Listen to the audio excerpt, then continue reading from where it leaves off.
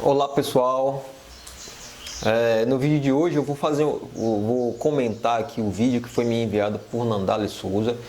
Eu quero agradecer a Nandale por ter enviado o vídeo para que eu possa passar o vídeo aqui e fazer os comentários, o que eu acho a respeito desse vídeo, né? Antes de tudo eu quero pedir para vocês se inscreverem no canal e também curtir, porque apoia muito, né, esse trabalho novo que eu estou fazendo aqui de comentar, fazer alguns comentários. E é isso aí, compartilha com todo mundo aí se possível. O vídeo está aqui, ó, foi postado no Facebook e está aqui, né? Algo terrível está por vir, né? Tá aqui Júnior, aqui Pastor Júnior Trovão. E aí tem aqui, se inscreva em nosso canal, tal. E tem o telefone dele ali, né? Vamos lá começar para ver o que aqui vai ter aqui nesse vídeo hoje. Sabe quem vai dar poder ao anticristo? Até nisso o diabo imita o Deus do céu. Porque se Jesus é o Filho de Deus, o anticristo será o filho de Satanás. Ele será o filho da iniquidade. Agora olha para cá, eu já estive na África 12 vezes. Eu já vi demônios terríveis incorporar em pessoas. Mas acredita no que eu vou te falar. Quando alguém incorpora numa pessoa e você pergunta, sai dele, e ele vai dizer, não saio porque eu sou Lúcifer. Mentira. Quem é você? Eu sou Lúcifer. Mentira. Lúcifer não incorpora num corpo. Ele começou aqui falando bem, né? No meu ponto de vista, até onde eu sei sobre essas coisas, começou falando a verdade, né? Quem disser que Lúcifer está manifestando em corpo humano tá precisando ler um pouco mais as escrituras. Se você pegar Gênesis 1, capítulo 1, verso 1, no princípio criou Deus o céu e a... Aquela é a terra sem Adão. Aquela é a terra original, onde não tinha homem. É por isso que você vai ver no verso 2, a terra estando sem forma e vazia. E no verso 3, Deus abrindo a boca e dizendo assim, haja luz. E houve luz. Tem uma diferença no hebraico, porque no capítulo 1, verso 1, no princípio criou Deus. A palavra criar quer dizer para, poder se criar da onde não tem nada. Verso 3, acha, quer dizer no hebraico, asa. Asa quer dizer poder de recriar. Então no capítulo 1, verso 1, Deus cria. No capítulo 2, verso 3, Deus vai e recria. Por que recria? Porque o que foi criado no começo foi destruído. Aí a pergunta é, quem destruiu o começo? Quem destruiu a terra? Você nunca parou para pensar por que os cientistas abrem a boca e dizem assim, a terra tem cerca de 900 milhões. Aí ele tocou numa coisa, que já tem uns bons anos de, acho que mais antes de 2012 já estava pesquisando a respeito dessa questão aí que ele fala dos cientistas. Vou dar um macete aqui. Todas as vezes que você pegar uma matéria de jornal ou de revista falando de cientista, você tem que ler pausadamente para entender sobre o que ele está falando. Por que acontece hoje? Atualmente falam que quando se coloca uma matéria dizendo que foi cientistas ou que foi uma pesquisa que foi feita por cientistas, pode observar que muitas vezes eles falam que os cientistas de tal lugar assim disseram, tal. Só que eles falam genericamente, eles não, por exemplo, quando é uma pesquisa, geralmente é um grupo, né, que faz a pesquisa, ou determinado cientista independente, ou a junção de 1, 2 ou 3 cientistas que fazem determinada pesquisa. Mas se você pegar a maioria das reportagens que passam na grande mídia e nos jornais, você não é isso, na verdade, que você vê. Eu vou tentar procurar algumas matérias assim para mostrar aqui também. Eles falam que os cientistas fizeram a pesquisa e disseram que cerveja é bom para o coração, como eu vi um dia desse. Mas só que não diz quem foi o cientista, quando foi feita a pesquisa, não dá dados precisos, entendeu? Então, tipo, fica uma coisa de boca, fica uma coisa que, tipo, foi os cientistas que fizeram e... Só que o mundo é cheio de cientistas, né? Todos os países têm cientistas. né? Então, tipo, você fica sem saber, fala como se fosse um todo, quando na verdade não foi um todo, né? Então é uma questão que é preciso nem sempre acreditar quando diz que os cientistas disseram, porque muitas vezes foi uma empresa que tem determinado intuito em vender determinado produto, que vai lá e diz que tipo, foi os cientistas que fez, e nem sempre foi, às vezes foi uma empresa que fala em nome dos cientistas, e aí os cientistas de verdade ficam tipo sendo visto como na verdade uma determinada empresa que tem interesse em vender determinado produto. Não é nada de mal vender, né? Vender é a coisa muito importante no mundo, mas precisa ser as coisas usadas e ditas de forma verdadeiras, né? Não manipuladas. Há 900 milhões de anos atrás, sabe por que eles dizem isso? Porque o tempo do Cronos, o tempo humano que tem cerca, parou para pensar porque os cientistas abrem a boca e dizem assim: a Terra tem cerca de 900 milhões. Há 900 milhões de anos atrás, sabe por que eles dizem isso?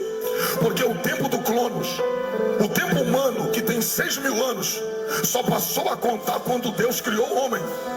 Mas Gênesis capítulo 1, versículo 1, não se tinha tempo. Por isso que Jesus disse: eu vi Lúcifer cair do céu como uma estrela, como um... Ele falou uma coisa aí que tipo, o tempo do Cronos só passou a valer, a contar sobre a Terra quando Deus criou o homem. Eu não vejo por aí não. Até porque também, quando Deus criou o homem não nasceu para morrer, o homem foi criado para viver eternamente, né?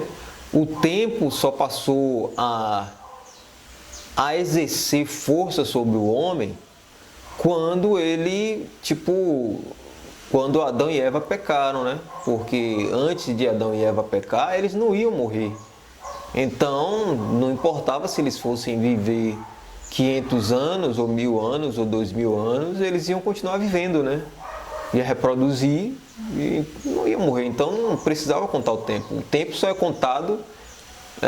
o tempo é o quê? Algo limitado, né? Algo que, por exemplo, se você tem 100 anos para viver, ali é algo que está definido. A partir do momento que você nasceu, você está caminhando em direção ao 100, né? Então, essa questão da contagem do tempo, eu entendo, pelo que eu já li nas escrituras, que o tempo só passou a valer, exercer força sobre o homem a partir da queda do homem e da sua saída do paraíso. Tudo que, segundo os teólogos, tudo que tinha na terra quando Lúcifer desceu foi varrido, foi destruído. Aí Deus vai agora e começa a recriar. Olha para cá. Deus vai e começa a recriar agora. Lúcifer destruiu, agora Deus vai começar a recriar. Agora olha para o trovão. Você acha que um ser que destruiu a terra, você acha que um homem comporta ele? Você acha que se ele incorporar dentro de um corpo de um homem, ele não explode qualquer corpo?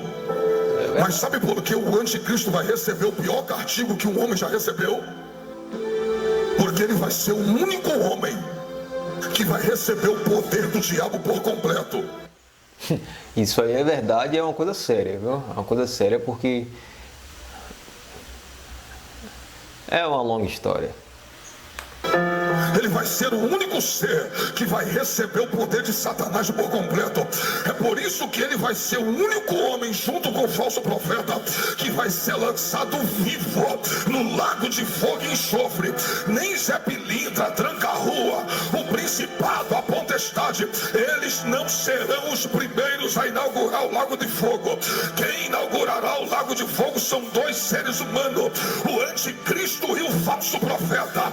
Agora olha para cá, eles terão poder dado por Satanás, e a Bíblia diz que eles vão fazer guerra contra todos os moradores que estão na terra. Agora pega isso aqui, esse homem será tão adorado que ele fala aí sobre o lago de fogo, né? Uma coisa que ele fala aí sobre essa situação é que a crença que se há hoje, na verdade essa crença foi implantada já há um bom tempo atrás a respeito do inferno, né? Quando as escrituras se referem ao inferno, né, se refere a uma coisa, e quando se refere ao lago de fogo, se referem a outra. Só que as pessoas pensam que as duas coisas são a mesma coisa, quando na verdade nas escrituras não coloca dessa forma não, né? O inferno, se você for parar para observar lá em Apocalipse, é o ser que segue um dos cavalos que está sendo dito no livro do Apocalipse, né? Até porque também, se o inferno fosse um lugar, como é que o inferno iria seguir o cavalo amarelo ou o cavalo vermelho? Então, é uma situação que tem que ser colocada. E o lago de fogo é algo que realmente existe e que está no nosso plano, está na terra, né? Fica abaixo da terra. E esse lago de fogo, às vezes, ele sobe. Ele sobe às vezes. Né? Não é uma coisa, é uma coisa que existe mesmo na composição do planeta. A Bíblia diz que ele vai ter uma doença. E quando repentinamente ele é curado, pega isso aqui. Toda a terra o glorifica. Toda a terra o adora, porque o homem que foi conhecido mundialmente está enfermo e agora ele é curado. Olha para cá. Por que ele vai ser curado? Porque o anticristo vai ser o homem que vai trazer um benefício para quem ficar. Porque se a igreja for arrebatada agora, são cerca de... Ele está falando uma coisa aqui importante a respeito do anticristo. Ele fala que o homem vai ser um homem que vai conquistar as pessoas, que vai ter muita influência. O que é que te lembra isso? Pense num homem que chegou quando o país estava acabado, o país estava destruído e os pobres não tinham oportunidade. E agora esse homem chega para dar oportunidade aos pobres, para fazer os pobres entrar na universidade. O pobre, a partir de então, comprou carro, casa, televisão. Pense bem, esse homem, né, que cativa a todos, temos que lutar pelos direitos das minorias. Pode parar e observar e veja, né, que as coisas que estão escritas, muitas vezes, não se trata de uma questão religiosa, porque eu não venho aqui falar de religião, venho falar de coisas reais, né, que já tinham sido ditas há centenas de anos atrás e que passa despercebido diante dos nossos olhos, né?